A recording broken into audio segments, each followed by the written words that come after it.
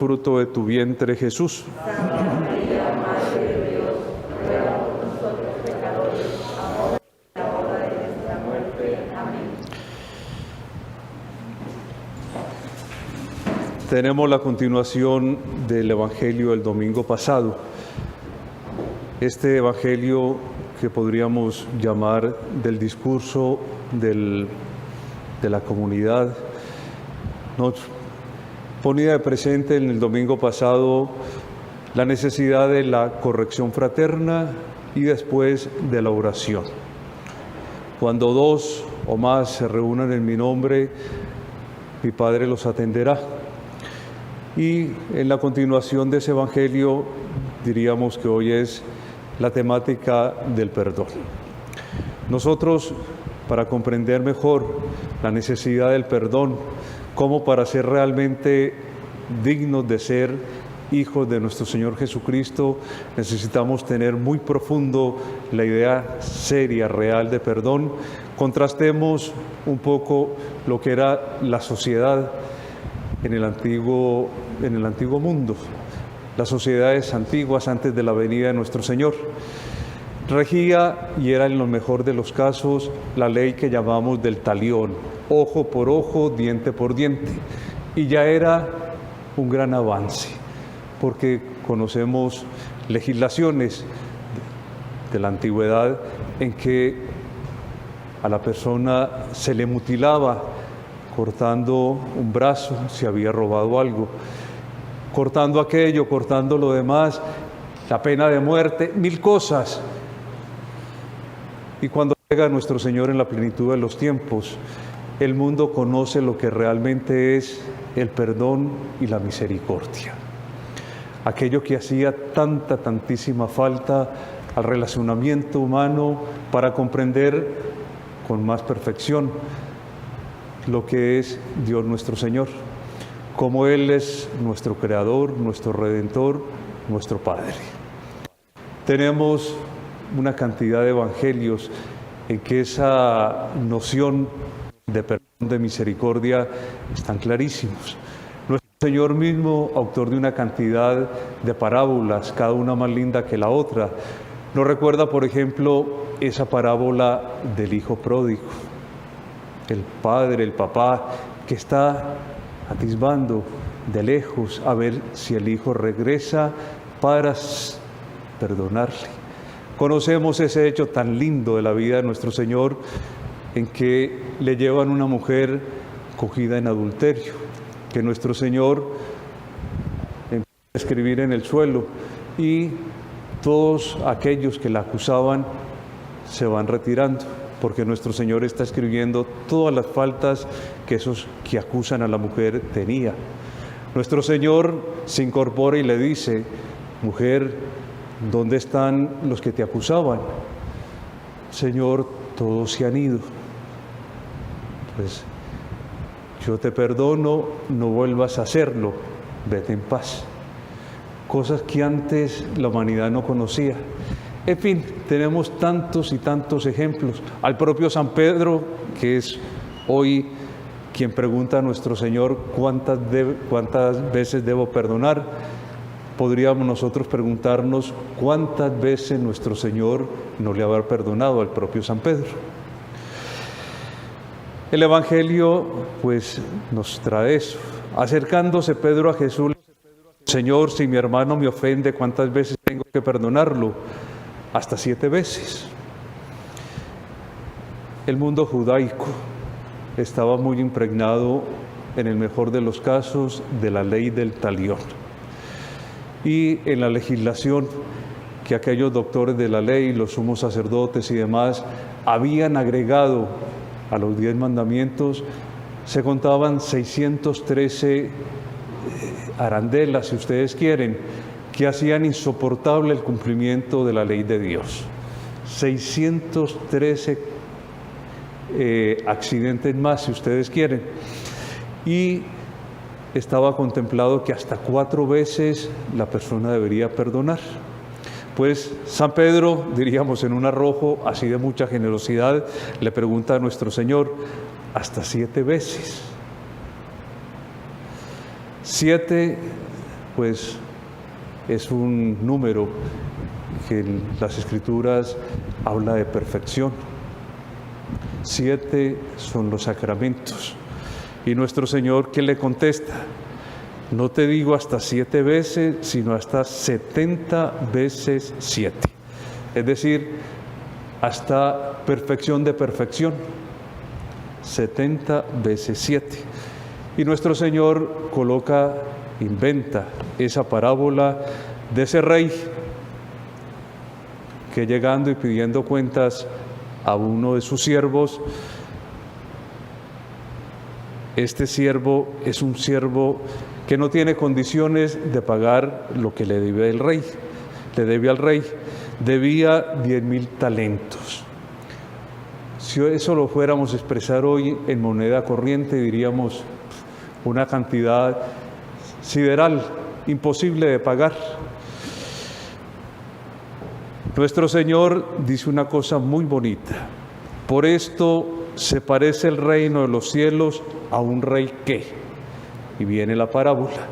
Es decir, nuestro Señor quiere ponernos en esa altura que siempre debe existir en nosotros. Se parece al reino de los cielos. Nada que ver con las cosas nuestras. Me da y te doy, interés, cuánto vales. No. Lo que se rige en el reino de los cielos, que está muy por encima de las consideraciones naturales nuestras. Nuestro Señor nos presenta pues a este siervo y vale la pena que nosotros conozcamos un poquito a través del texto la psicología de este personaje. Como no tenía cómo pagar, el Señor mandó que lo vendieran a él y todo lo que tenía y que pagara así. El criado, arrojándose a sus pies, le suplicaba: ten compasión, ten paciencia conmigo y te lo pagaré todo. Dice aquí, se compadeció el Señor de aquel criado y lo dejó marchar. Este criado, fíjense en ustedes, no le dice al rey, al Señor, Señor, perdóname. No, él es autosuficiente. Dame un tiempo y te lo pagaré. Él sabe que no tiene condiciones de pagar esa fortuna. Es un igualitario. ¿Por qué? Él no acepta de que alguien superior a él, el rey, el Señor, le pague, le perdone sin ninguna condición. Y la prueba probada de eso es que nos dice aquí la parábola de nuestro Señor, que saliendo ese siervo malvado de la presencia del Señor, después de haberle perdonado absolutamente en todos, sin ninguna retribución, encuentra a alguien igual a él, que le debe una minucia, le debe 100 denarios. 100 denarios no era prácticamente nada. Y nos presenta a nuestro Señor la misma relación. Este siervo que debe tan poco, se coloca a los pies de este señor, de este siervo malvado, y le dice: ten paciencia conmigo y te lo pagaré. Pero él se negó y fue y lo metió en la cárcel hasta que pagara lo que debía. Quien no acepta el perdón no tiene verdadera misericordia. Nosotros muchas veces oímos hasta el abuso: misericordia, misericordia, misericordia. Y esa gente es profundamente igualitaria. Esa gente no porque desee la misericordia, sino porque no quiere recibir en el fondo de Dios, que hasta es capaz de pactar con los enemigos de Dios con tal de no hacer la verdadera misericordia. Porque ustedes van a ver, y decíamos al inicio, el perdón tiene límites. Nuestro Señor, cuando está con esta adúltera, le dice: ve y no vuelvas a pecar. Es decir, nuestro Señor pide de nosotros un arrepentimiento, un deseo sincero de cambiar de vida, y nos da un perdón sin ningún límite. cuando tenemos esas condiciones. Pero aquel que no presupone la necesidad de cambio, sino en el fondo la convivencia con el pecado, con aquello que ofende a Dios, puede hablar mucho de misericordia, pero no es verdadero perdón ni verdadera misericordia.